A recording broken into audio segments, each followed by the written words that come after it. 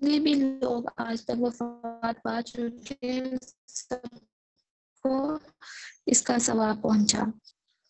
اللهم صل على محمد وعلى آل إبراهيم وبارك على محمد وعلى آل محمد كما باركت على إبراهيم وعلى آل إبراهيم إنك حميد مجيد.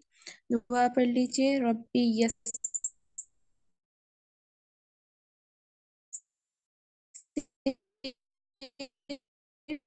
ولا تعسر بالخير هذا الكتاب يسر ولا تعسر وتعين يا فتاح يا تعسر وتمت بالخير هذا الكتاب وبك نستعين يا فتاح يا عليم آمين ثم آمين. سسٹر فاطمہ یہ اسکرین شیئر نہیں ہو رہی. وہ کہہ رہے ہیں اور آپ نے شاید پرائیویسی لگائی ہوئی ہے, دیکھیے گا.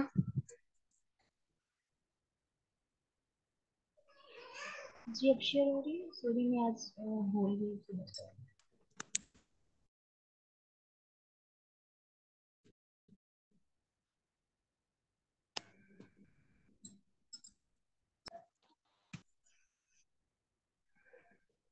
ہم نے اسلامی عقائد و نظریات تک ہم نے دوسرا سبق جو تھا وہ پڑھ.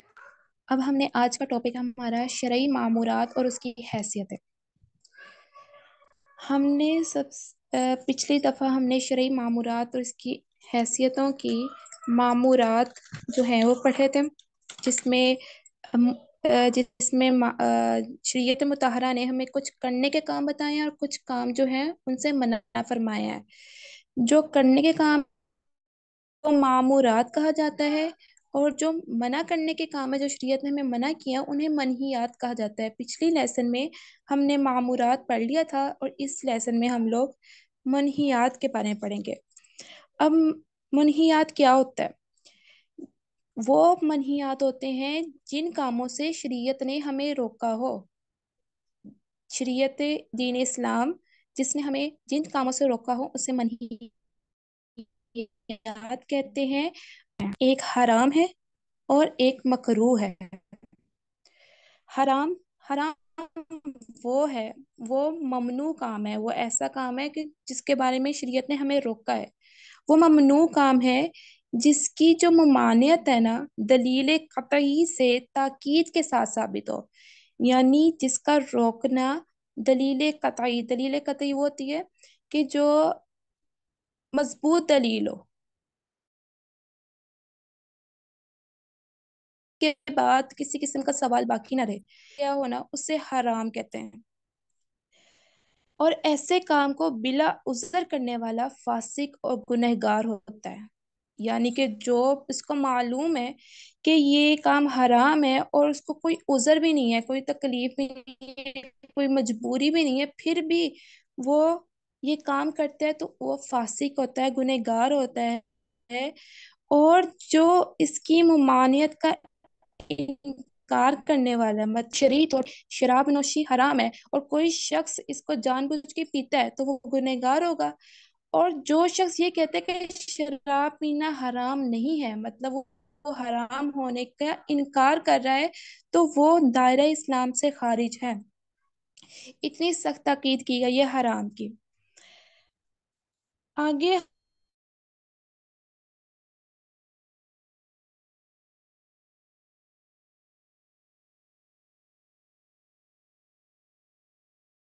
اس میں حرام کی دو مکروہ سے کہتے ہیں مکروہ تحریمی اور مکروہ تنزیہی. اب جان لیتے ہیں کہ مکروہ تحریمی کسے کہتے ہیں. مکروہ تحریمی وہ ممنوع کام یعنی وہ کام جس سے روکا گیا ہے, وہ کام جس کی ممانعت دلیل ظنی سے ثابت ہو. دلیل ظنی کہتے ہیں کہ ایسی دلیل ہو کہ جس کا ہم گمان کریں نا, کہ ہمارے ذہن میں ہمارے خیال ہے کہ یہ دلیل اس طرف جا رہی ہے, تو یہ دلیل ظنی سے ثابت ہوتی ہے. آگے ہم دلیل قطعی اور دلیل ظنی کی بھی وضاحت ہے انشاءاللہ آگے صحیح سے پڑھیں گے. ایسے جو مکروہ تحریمی ہے ایسے کام کو بلا عذر کرنے والا فاسق ہے. یعنی اس کا بھی وہی حکم ہے جو حرام کا حکم تھا, کہ جو اس کام کو کرتا ہے اسے فاسق کہتے ہیں. اور اس کے ممانعت کا انکار کرنے والا گمراہ ہوتا ہے. یعنی اس کو مکروہ تحریم کہا جا چکا ہے، اس کا انکار کرنا کہ یہ مکروہ تحریمی نہیں ہے تو وہ شخص کیا ہے؟ گمراہ ہے، یعنی وہ دین اسلام سے گمراہ ہے. تو پہلے حرام کا ہم نے پڑھا تھا کہ وہ جو انکار کرتا ہے وہ دائرہ اسلام سے خارج ہے. حرام کی زیادہ جو ہے اس کی تاکید ہے، زیادہ اس کا بتایا گیا. اور مکروہ تحریمی والا جو اس کا انکار کرتا ہے وہ گنہگار ہوتا ہے. آگے ہے مکروہ تنزیہی. مکروہ تنزیہی وہ ممنوع کام ہے جسے چھوڑنے میں ثواب ہو.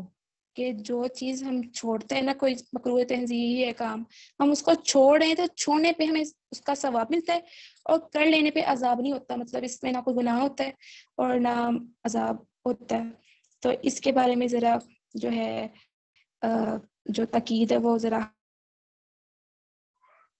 جی آپ کو سمجھ آئیے مکروہ تحریمی اور مکروہ تنزیہی کے. آپ نے ہینڈ ریز کر لیں آپ لوگ.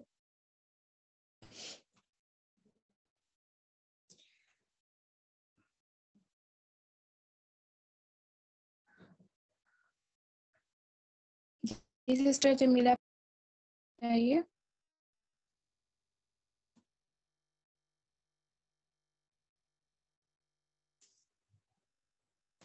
سسٹر جمیلہ فاطمہ، سسٹر عثمہ، آپ کو سمجھ آ گئی ہے حرام کے بارے میں اور مکروہ تحریمی کے بارے میں اور مکروہ تنزیہی کے بارے میں سمجھ آئیے؟ چلیں ہم آگے سے پڑھتے ہیں.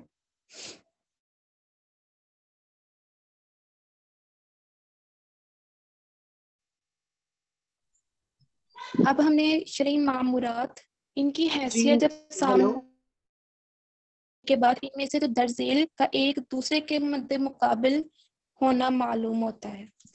مطلب جو معمورات ہم نے پڑھے تھے پچھلے لیسن میں، جو پچھلا سبق تھا ہمارا، اس میں ہم نے پڑھے تھے فرض، واجب، مستحب، سنت.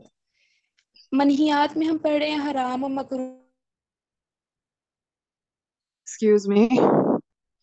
مد مقابل لایا جائے تو کس طرح ہوتا ہے؟ شرعی معمورات کی حیثیتیں فرض ہے، فرض کے مقابلے میں حرام ہوگا. واجب ہے، واجب کے مقابلے میں مکروہ تحریمی ہوگا. مستحب ہے، مستحب کے مقابلے میں مکروہ تنزیہی ہوگا. اس طرح کہ اگر نماز فرض ہے تو اس کو چھوڑنا حرام ہے. ٹھیک ہے. واجب جیسے ہمارا وطر میں جو واجب ہے، جو وطر میں ہم جو دعائے قنوت پڑھتے ہیں، وطر ہماری جو ہے جو وطر کے 3 رکعات واجب ہیں، جب اس کو ہم چھوڑتے ہیں تو وہ مکروہ تحریم، اس کو بلا عذر چھوڑنے والا فاسق، جو انکار کرنے والا کیا ہوتا ہے؟ وہ گمراہ ہوتا ہے. ایسے مستحب ہے، اگر مستحب کوئی کام کرتے ہیں تو اس کا ثواب ملتا ہے، اور اگر اس کو چھوڑتے ہیں تو مکروہ تنزیہی ہوتا ہے. مکروہ تنزیہی کے بارے میں پڑھا ہے کہ اس کے چھوڑنے پر، اس کو کر لینے پر عذاب نہیں ہوتا. ٹھیک ہے. آگے ہے ان معمورات و منہیات، ہم نے حرام، مکروہ تحریم، مکروہ تنزیہی پڑھا ہے. ان کے علاوہ ایک اور قسم ہے اور وہ ہے مباح. اب مباح کے بارے میں جان لیتے ہیں. مباح کیا ہے؟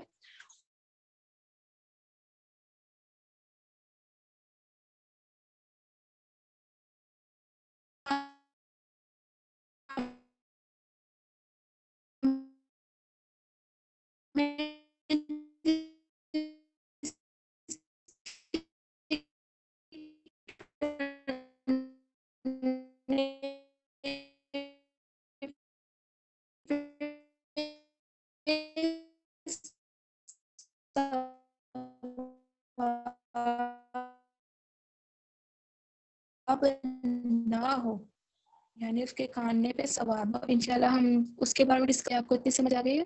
یہ اتنا تو آسان نہیں یاد کرنا ہے. وہ کام جس کے بارے میں ہمیں بات کرنی ہے، اس کی 2 حیثیتیں ہیں، ایک حرام ہے، ایک مکروہ ہے. حرام کی تعریف یہ تھی کہ وہ ممنوع کام جس کی ممانعت جو ہے دلیل قطعی سے ثابت ہو. دلیل قطعی وہ ہوتی ہے، وہ مضبوط دلیل ہوتی ہے کہ اس دلیل کے بعد نا کسی قسم کا جو ہے وہ نہیں ہوتا، شبہ نہیں ہوتا، اور کسی قسم کا سوال بھی نہیں پیدا ہونا چاہیے. وہ دلیل قطعی ہوتی ہے، مطلب اتنی مضبوط دلیل ہوتی ہے وہ.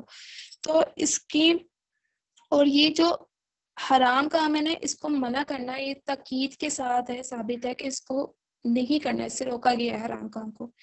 ایسے کام کو بلا عذر کرنے والا فاسق ہے اور اس کی ممانعت کا انکار کرنے والا دائرہ اسلام سے خارج ہے. جیسے کہ شراب پینا حرام ہے اور جو اس کو پیے گا وہ تو فاسق ہوگا، بلا عذر پی رہا ہے تو فاسق. اور اگر اس کا انکار کر رہا ہے، وہ انکار کر رہا ہے کہ شراب پینا حرام نہیں ہے، جب وہ اس بات کا انکار کر رہا ہے تو وہ دائرہ اسلام سے خارج ہو گیا.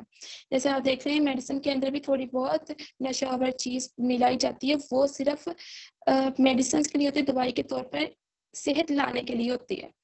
تو اس حد تک یہ مجبوری کے تحت یہ عذر ہے کہ عذر کے طور پر ہم استعمال کر رہے ہیں تو تب یہ جائز ہو جاتی ہے. لیکن بلا عذر ہی دل کی تسکین کے لیے جو شراب پیتے ہیں وہ تب ان کے لیے وہ گناہ گار ہوتے ہیں. پھر ہم نے مکروہ کے بارے میں پڑھا تھا، مکروہ تحریمی اور مکروہ تنزیہی. مکروہ تحریمی وہ ممنوع کام ہے جس کی ممانعت دلیل زنی سے ثابت ہو، یعنی وہ ایسی دلیل ہو کہ اس کے بارے میں خیال آئے کہ وہ اس طرح کی دلیل ہو کہ اس دلیل کو دیکھتے ہوئے ہم لوگ اس کا مکروہ یا مکروہ نہ ہونا لگایا جا سکے. دلیل زنی جو ہوتی ہے وہ دلیل قطعی سے کم درجے کی ہوتی ہے. اس کے بارے میں نے آپ کو بتایا، آگے میں آپ کو بتاؤں گی دلیل قطعی کیسی ہوتی ہے، دلیل زنی کیسے ہوتی ہے. اور ایسے کام کو بلا عذر کرنے والا فاسق ہوتا ہے، وہ بھی گنہگار ہوتا ہے جو مکروہ تحریمی کو بلا عذر کرتا ہے. اور ممانعت کا انکار کرنے والا مطلب اس کا انکار کرنے والا جو اس کی ممانعت کا جو انکار کر رہا ہے وہ گمراہ ہوتا ہے، کافر نہیں ہوتا. آگے مکروہ تنزیہ ہے وہ ممنوع کام ہے جسے چھوڑنے میں ثواب ہو، کر لینے میں عذاب ہو. یعنی چھوڑنے پہ ثواب ہوتا ہے اور کر لینے میں عذاب نہیں ہوتا. آگے ہیں مامورات اور منہیات کی حیثیتیں. اب مامورات کی حیثیتیں ہمارے سامنے آ گئی، ہم نے پچھلے پہلے لیسن میں ہم نے پڑھی تھی. اور مامورات کی اس کی شرعی مامورات کی شرعی کی منہیات بھی سامنے آ گئی، شریعت کی منہیات. تو ان دونوں کو انہوں نے مقابلے میں لے کے آئے ہیں کہ جیسے فرض کو حرام کے مقابلے میں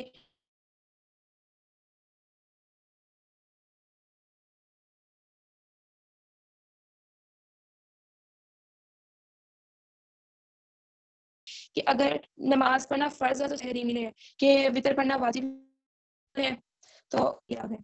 اور مباح کے بارے میں تھا کہ مباح وہ کام ہے جس کے کرنے میں ثواب نہ ہو اور نہ ہی گناہ ہو اور نہ ہی عذاب ہو. ٹھیک ہے، یہ مباح. ٹھیک ہے، آپ کو سمجھ آ گئی؟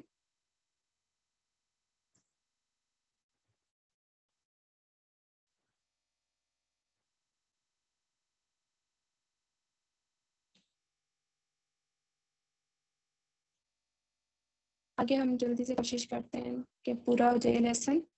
آگے ہے یہ دعا سب کو ہی آتی ہوگی انشاءاللہ، اور اس کے ہم ترجمہ پڑھیں گے. یہ جو دعائیں آپ کو یاد کروا رہی ہیں آپ کوشش کریں روزانہ پڑھیں. ٹھیک ہے، یہ روزانہ آپ نے یہ جو دعائیں آپ یاد کریں گے روزانہ آپ نے بتانا بھی کہ ہم لوگ پڑھ رہے ہیں. جب میں کلاس لیا کروں گی تو میں آپ سے پوچھا کروں گی کہ آپ یہ دعائیں ہیں اور جو حدیث ہے یہ روزانہ پڑھتے ہیں، کیونکہ ہم روزانہ کا معمول بنائیں گے نا تبھی ہمارے جو ہے یہ یاد رہے گی انشاءاللہ تعالی.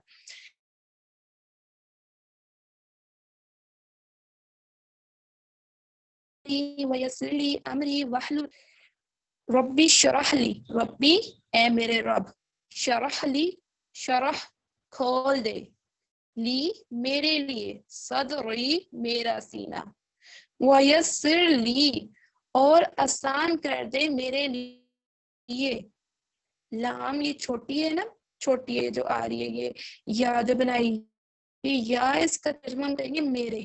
امری میرے کام، امری کے آخر میں یا آ رہی ہے تو یہ اس کا ترجمہ ہم میرا کریں گے.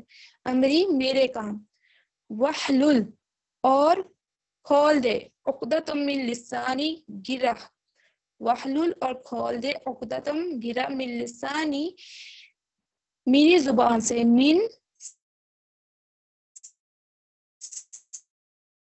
سے، لسانی یفقہو اور یفقہو سمجھ لیں، قولی میری بات. اب اس کے آخر میں بھی یا آ رہی ہے تو اس کا ترجمہ میرا کریں گے. دوبارہ دیکھ لیں، ربی اے میرے رب، یا اس کا صرف کریں گے اے رب، جو آگے لی آ رہا ہے نا اس کا میرے آئے گا. رب شرح کھول دے، لی میرے لیے، صدری میرا سینہ، وہ یسر لی اور آسان کر دے، امری میرا کام، وحلل اور کھول دے، عقدۃ گرا، من لسانی میری زبان کی، یفقہو اور سمجھنے، یفقہو سمجھ لے، قولی میری بات. اس کا بامعنی ترجمہ ہو گیا میرے رب میرا سینہ کھول دے اور میرا کام آسان کر اور میری زبان سے گرا کھول دے کہ میری بات سمجھ لے. آپ کو ترجمہ سمجھ آیا ہے دعا کا؟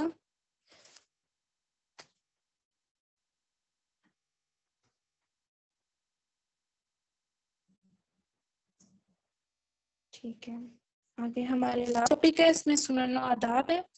سنن و آداب میں ہم تلاوت قرآن کے سنن اور آداب کے بارے میں جانیں گے. تلاوت سے پہلے مسواک کرنا، پہلا ادب یہ ہے کہ تلاوت سے پہلے مسواک کرنا. تو آپ لوگ نا مسواک لے لیں، منگوا لیں، ٹھیک ہے. مسواک کرنے کے بہت زیادہ فضیلتیں ہیں اور یہ سنت بھی ہے.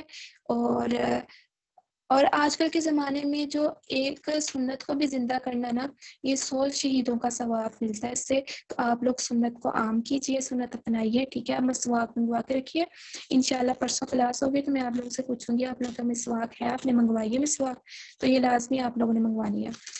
تو ہمارا پہلا ادب ہے تلاوت سے پہلے مسواک کرنا. دوسرا ہے قرآن پاک کو باوضو ہونے کی حالت میں اٹھانا، کہ وضو لازمی ہونا چاہیے.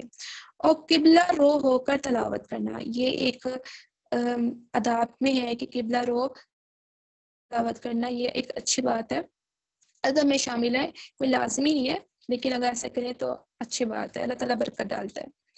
یاد ہونے کے باوجود دیکھ کر پڑھنے کا ثواب دوگنا ہے، کہ آپ کو قرآن پاک یاد ہے نا پھر بھی آپ دیکھ کے پڑھ رہے ہیں تو آپ کو اس کا ثواب دوگنا ملے گا. زبانی تلاوت بغیر وضو کے بھی جائز ہے، اگر آپ زبانی تلاوت کریں تو وہ بغیر وضو کے بھی جائز ہوگی، ٹھیک ہے. زبان پہ ہمیشہ پاک ہوتی ہے تو آپ ایسے کر سکتے ہیں. اس کا تیسرا ادب ہے کہ دل کی توجہ کے ساتھ اطمینان سے تلاوت کرنا ہے، کہ دل کا پورا توجہ، پورا جو ہے کانسنٹریٹ جو ہے وہ تلاوت کی طرف ہونا چاہیے، اور اطمینان کے ساتھ کرنا ہے کہ آپ کا دل سکون میں ہو تب کرنا ہے. آگے دوران تلاوت ادھر ادھر نہ دیکھنا، ٹھیک ہے.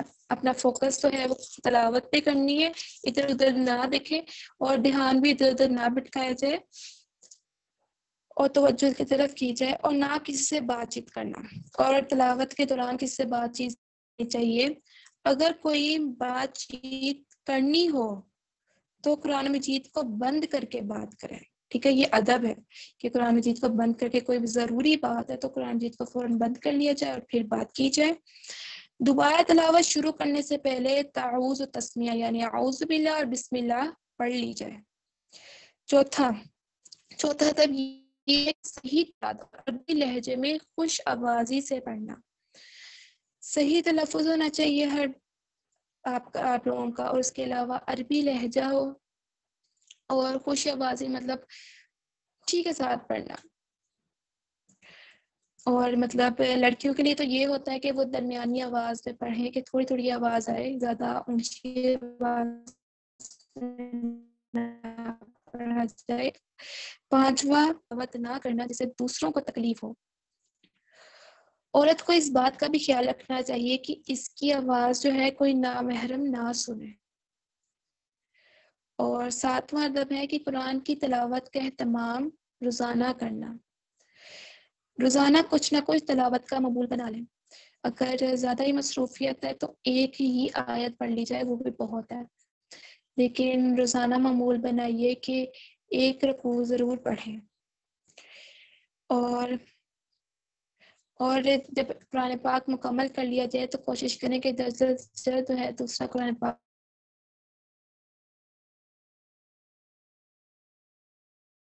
دوسری دفعہ بھی پڑھنا شروع کر دیا جائے. ہم کے مطابق اپنی زندگی میں انقلاب لانا ہے، ٹھیک ہے.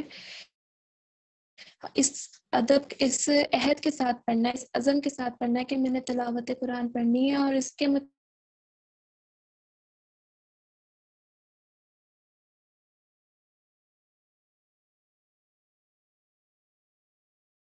کا ترجمہ جو ہے وہ معلوم ہو.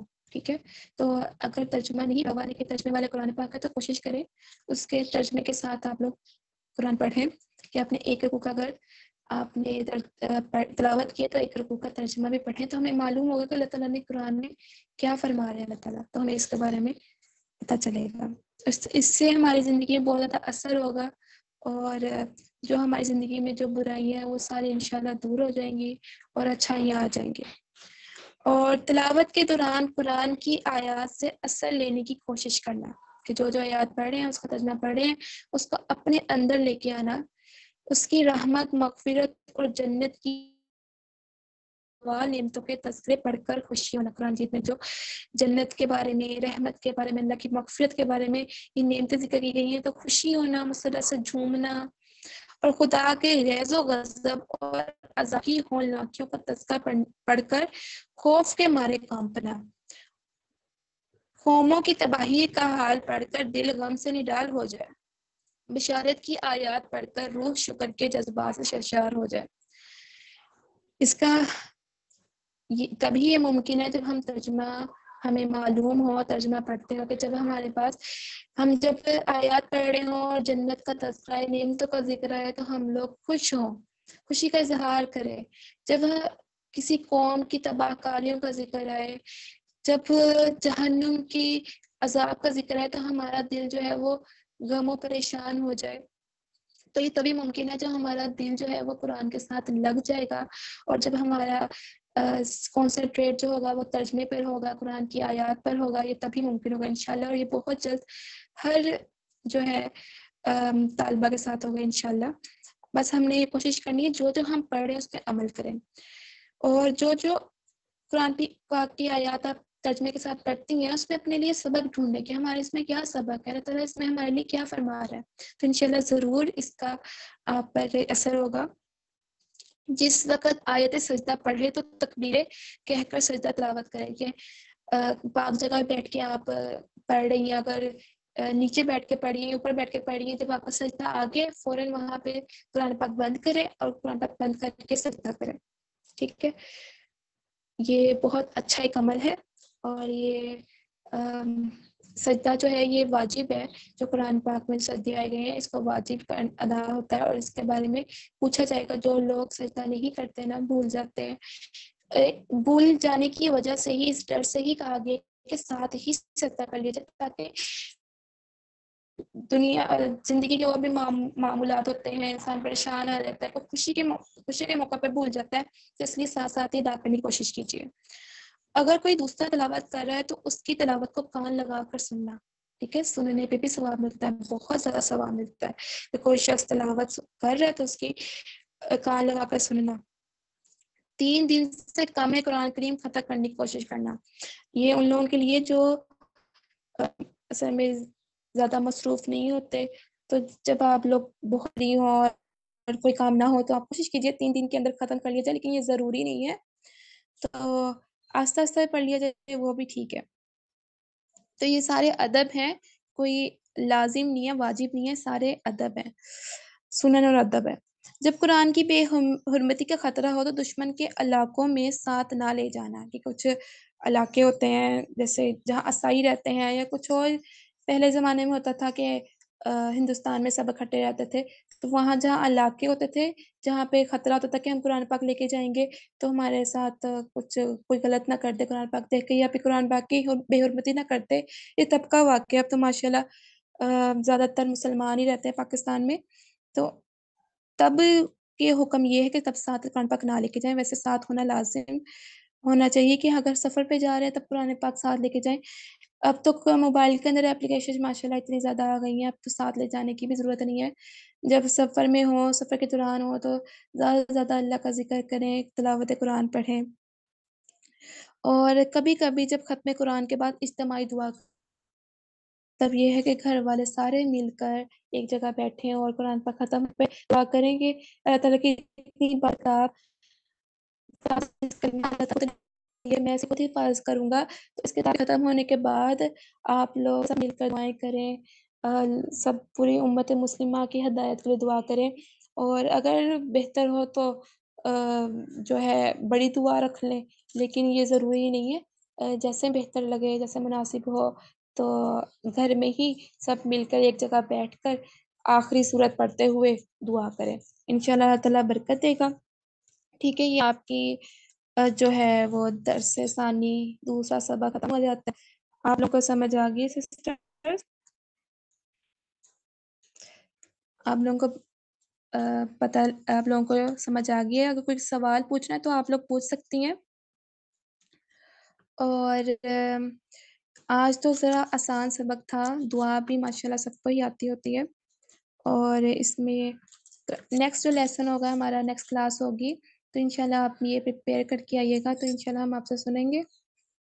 اور باقی جو ڈیلی ہم لوگ نے گروپ میں کیا ہوا ہے کہ ڈیلی تھوڑا تھوڑا ٹاپک دے رہے ہیں، یہ آپ لوگوں کے لیے اس لیے کہہ رہے ہیں کہ تاکہ جو پچھلا رہ گیا وہ کور ہو جائے، تو آپ لوگ کوشش کیجیے کہ روزانہ کا نا لیسن آپ سینڈ کیا کیجیے، اور اللہ تعالیٰ کا ہم سب کا جو ہے پڑھنا پڑھانا قبول فرمائے، ہمیں دین کے کاموں کے لیے چن لے، اور اللہ تعالیٰ کو ہمیں دنیا و آخرت کی کامیابی نصیب فرمائے۔ اللہ تعالیٰ آپ سب کو دین کے کاموں کے لیے چن لے، آمین ثم آمین۔ دعا پڑھ لیجیے۔ سبحان ربک رب العزت عما یصفون وسلام علی المرسلین والحمد للہ رب العالمین۔ السلام علیکم ورحمۃ اللہ وبرکاتہ۔